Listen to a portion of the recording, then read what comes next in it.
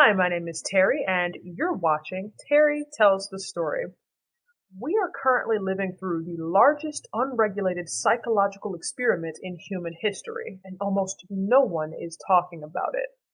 For the first time since the Industrial Revolution, having a parent at home isn't a choice. It's a luxury that has been stripped from the working class. We have traded the sanctuary of the home to the institution of the daycare, and we are doing it because the economy has left us no other way to survive.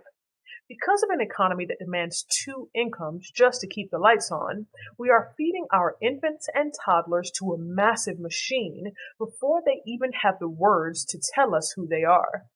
And that is where the danger begins, in the silence between the child and the stranger.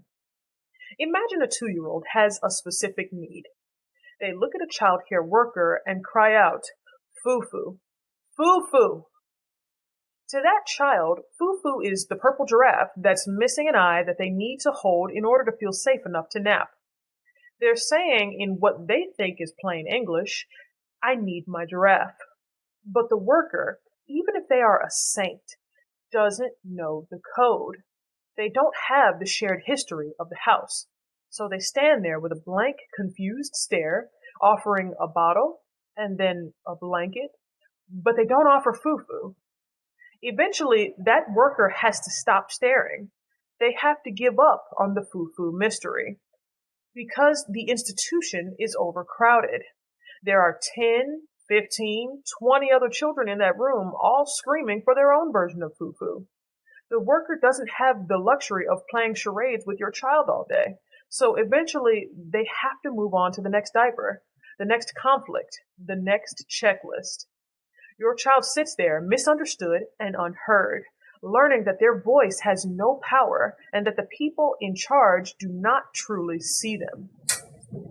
Now, we assume that most of these workers are good people who truly love children, but we have to be honest. There are those who are not.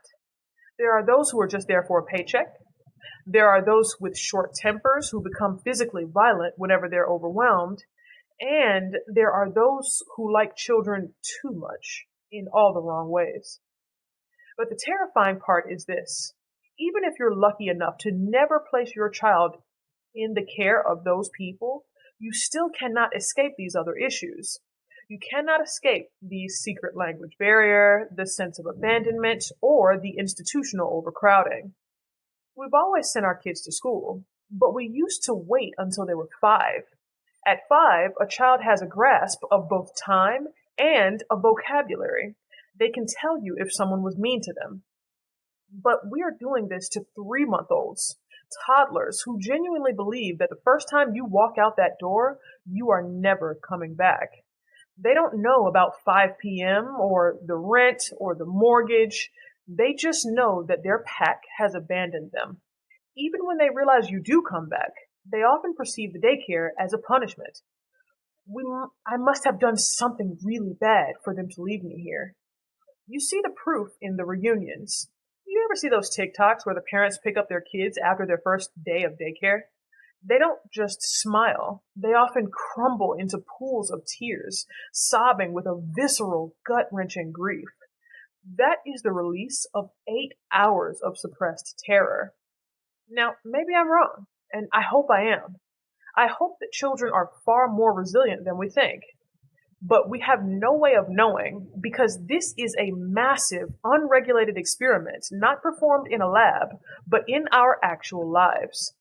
We can't study this on a large scale for 3 reasons. First, it's unethical to intentionally subject children to potential trauma just to see what happens. Second, the scale is too massive. It would be incredibly expensive and require too many participants. And third, it would take decades to see the full extent of the potential trauma.